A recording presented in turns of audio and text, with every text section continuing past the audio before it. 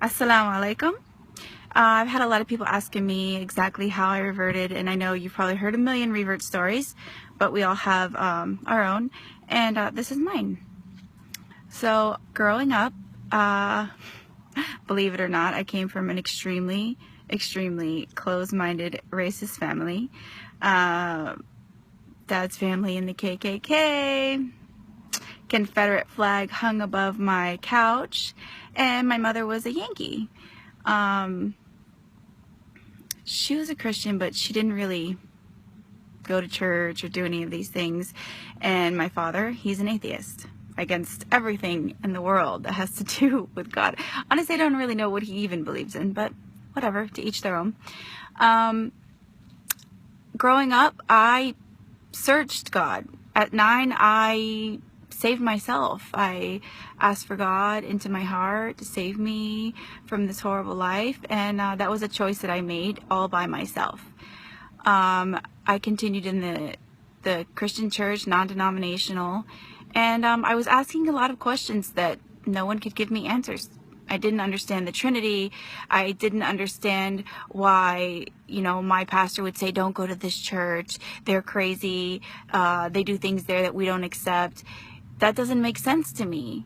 That's not what religion should be. If you're Christian, you're Christian. If you're Jewish, you're Jewish. If you're Muslim, you're Muslim. There shouldn't be all these different sections and sects differing from each other. So that's really hard to comprehend and understand as a child. You want answers and you want clarity. So I became, 18, 19, 20 years old and started partying and living my life and having fun and doing all the bad things that all kids do. I lost God. I had no faith at all in anything. I forgot who he even was. Later on, I became a mother and I got divorced. That life kind of stayed with me. I still continued to party and have fun, and I was using my beauty to get places in this life. I was using my body and just being a woman to do something in this life, and it didn't work. It didn't get me anywhere, and I soon started feeling alone, and I felt like the people around me weren't really real and they weren't there for me, and I felt alone. And it was sickening. So I went back to the church. And all I noticed in the churches that I was going to was the pastors collecting money. They were never talking about anything that mattered. They weren't talking about this life and what's going on and how we can better it. They were just collecting money. That, to me, is wrong. Having a video camera inside of your church, videotaping people dancing and waving flags and playing rock music was not right for me. So it pushed me away again. But then I met someone who is Muslim, and I saw that their life was guided differently than everyone around me. They didn't live this life for themselves. They lived this life for God. And they never once told me convert or revert. I say convert because there's a lot of people who don't understand that word. But revert, they never pushed the religion on me. They never pushed anything on me. They just showed me how peaceful they were, how kind they were. And I got interested. So I picked up a Quran and I read it.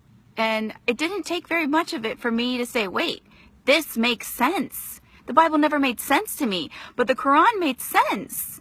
It gave me guidance. It showed me how to live my life, how to treat my family, how to treat a husband, how to treat my friends, how to grow up, how to raise my children, how to be a good human being. And I never once picked out the bad things. Many people say, oh, the Quran says this, kill people and behead people.